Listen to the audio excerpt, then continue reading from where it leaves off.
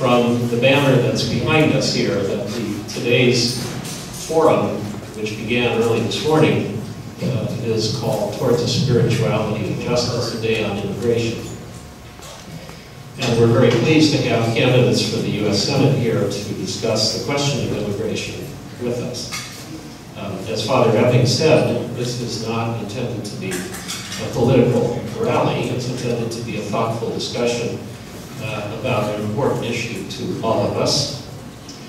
And it's with gratitude also that I say thank you to both Sacred Heart Church and Catholic Charities of Colorado Springs for co-sponsoring this event. Most of the day up to this point has been about what you might call scholarly and pastoral reflections on the question of immigration. But we all recognize that in the end, political action, legislative action is required in order to deal with these questions in the most responsible way. The Church, of course, takes no political positions.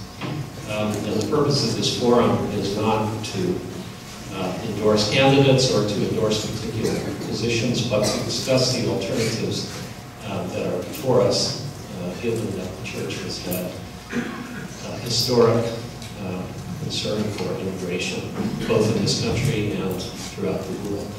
Thank you all for coming out. I think we'll do a forum that will be very informative and useful, and I'm here to listen as much as I am to tell you what I think we should do. Again, I'm Congressman Mark Udall. It's always a treat to be in the area of Colorado Springs. I serve on the Armed Services Committee, and so I find myself spending quite a bit of time down here enjoying this wonderful city, and particularly the wonderful backdrop of the mountains that always have our eyes rising to the heavens in a place like Colorado. As I look at you all, I'm reminded of the many observations on the part of many visitors to our great country through the 200 plus years we've been in the United States of America, who acknowledge, starting with the Tocqueville in the 1830s, that Americans just had this special knack for coming together in organizations and in missions and in causes that had nothing to do with the dollar or with commerce. And he noted that the church spirit, that the communities that we now call nonprofits were alive and well in America even back over 170 years ago. And I think that's the heart of our strength as a nation. People like yourselves have come together in a setting like this to discuss our future together. Let me talk just briefly about immigration in my point of view. We have a broken system. Our national security depends on getting it right. And that solution starts with securing our borders. We also, in the process, have to hold employers accountable, I believe, and find a way to deal with the 12 to 15 million people who are here in an undocumented fashion.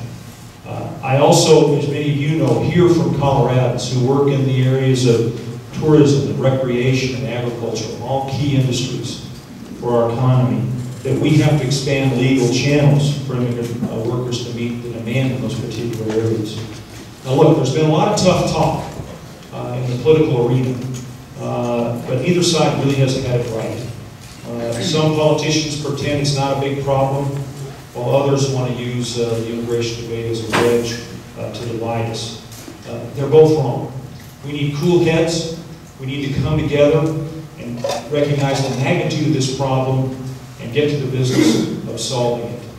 This is not a Democratic or Republican Party problem. This is an American challenge. And I'm confident that next year, with a new president, whether President Obama or President McCain, with all due respect to the Green Party candidate, that we will come together and fix our immigration challenge in a comprehensive way that you all can help us accomplish. So again, I'm pleased to be here. I look forward to this very important discussion for the rest of this hour. Thank you. All of you who organized this event and made it possible. It may turn out to be the only opportunity that we have, Congressman Udall and I, to debate and be on the same stage in Colorado Springs. We have offered the occasion to debate as often as we can in Springs. In fact, many organizations have suggested that they'd be willing to host those debates, but I'm willing to attend those and well, I'll just say I'm the only one who is. So I know immigration is an important topic. Just walking down the hallway here, a number of people raised other concerns as well, and it is a critical issue. Of course, and I believe it's an economic issue. I've been driven by economic topics during the years that I served. 6 years in the United States House of Representatives, 9 years in the Colorado State Senate, and I've been in the private sector for the last few years and ran my own business even during some of those years when I served in public service. And immigration issues really are, at their core, economic issues. And here in Colorado Springs, at the core of the economy is the nation's defense. It is, Fort Carson, for example, is the #2 employer in the state of Colorado, and the military in general is quite a robust and economic center of that. And so I know I want to get to immigration issues. My mother's an immigrant, by the way, and it's a topic we've talked about a lot growing up. And starting from personal experience, I just want to introduce my daughter, Emily, who's over here. Emily is a cadet at the Air Force Academy, and it's a topic that the employment base and the defense industry in Colorado Springs is a critical topic that not only has attracted somebody like her here, but many people are involved in this immigration debate as well. There's a huge difference between Congressman Udall and me when it comes to the nation's defense and the support for it. In fact, I am the only one here who believes that the nation's defense is among our highest priorities in the country. I differ from Congressman Udall when it comes to example you can go to Project VoteSmart and see that he has listed the nation's defense as the lowest spending priority. I have a different viewpoint. Congressman Udall has sponsored the Department of Peace bill, Congressman Dennis Kucinich, one of the few individuals in Washington who actually supports that. An $8 billion transfer from the Department of Defense to a new Department of Peace, which would threaten directly the employment base right here in Colorado Springs and throughout the defense community in general. Vote after vote, I brought up a large voting record. I won't go through all of it, but starting even as recently as 2005, Congressman Udall voted against a $453 billion package in defense spending, voted to cut $3 billion in fiscal year 2001 in defense spending, voted against authorizing $289 billion in fiscal year 2000, including funds for the United States Air Force. The $8.8 billion in funding for military construction, much of which was devoted right here in El Paso County. Even $4 billion in supplemental defense spending, including funds for military health care, and I can go on and on.